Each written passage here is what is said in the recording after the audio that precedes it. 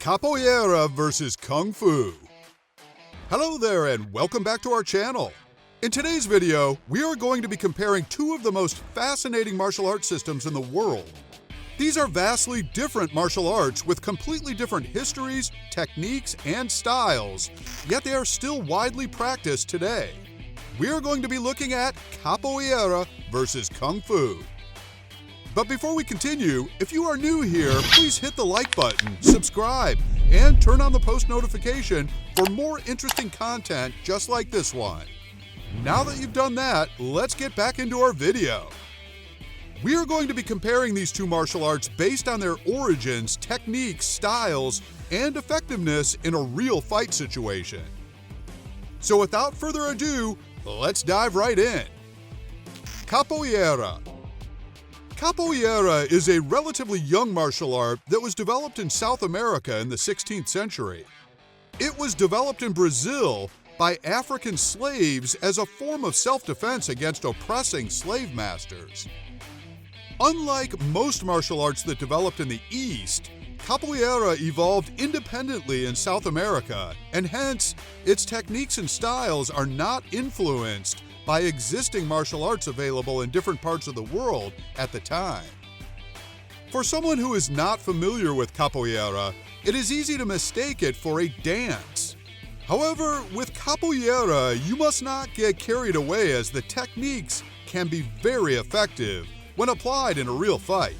After all, it was developed by a group of people fighting for their freedom against oppressors. So why is Capoeira heavily influenced by music and dance? Back in the 1500s, the Portuguese captured a large number of Africans that were transported to Brazil to work as slaves on the large sugarcane farms. Most of these slaves were treated badly and lived in inhumane conditions and were forced to do hard labor. However, because the slave masters were armed with weapons, the slaves were left helpless to defend themselves. Therefore, they devised a means of learning martial arts to increase their chances of survival by disguising their training as a harmless native dance. Whenever the slave masters were not in sight, the slaves quickly switched to practicing self-defense and other methods of combat. So this explains why Capoeira relies majorly on music, dance, acrobatics, and a rhythmic fighting style. Furthermore, one of the basic elements of Capoeira is that it involves a lot of movement. Practitioners usually form a circle called roda while performing acrobatics with only the hands and feet touching the floor. And to do that, capoeiristas must master the most basic capoeira step known as ginga. Slaves who mastered capoeira fled to other villages where they started their own communities and refined their fighting skills. Then in May 1888, after slavery was abolished in Brazil, capoeira was declared illegal because the government feared that ex-slaves could use the skills to cause an uproar.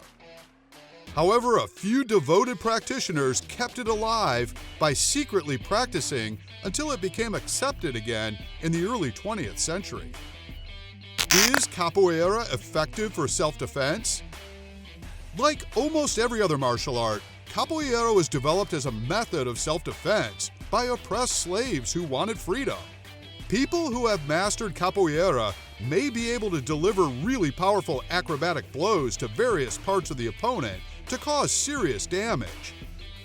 In addition, capoeira is a fast and versatile martial art, meaning that it gives you the advantage of speed to quickly take down an opponent using acrobatic movements. And for self-defense, capoeira places emphasis on avoiding attacks through constant motion and evasive moves instead of blocking them. Kung Fu.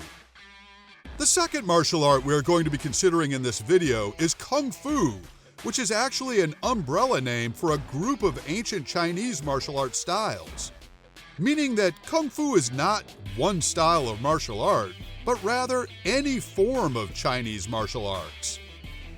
With that said, Kung Fu is perhaps one of the oldest forms of martial arts systems in the world that can be traced back at least 1,500 years ago. Over the years, different styles of Kung Fu have been developed, each with its own unique techniques and principles, but is best known for its trickery and quickness. Some of the common forms of Kung Fu includes Shaolin Kung Fu, Wing Chun, Tai Chi, and Hung Quan, among many others. Chinese martial arts became very popular among the global audience thanks to the influence of movies from actors like Bruce Lee, Jackie Chan, Donnie Yen, and Jet Li. Is Kung Fu effective for self-defense?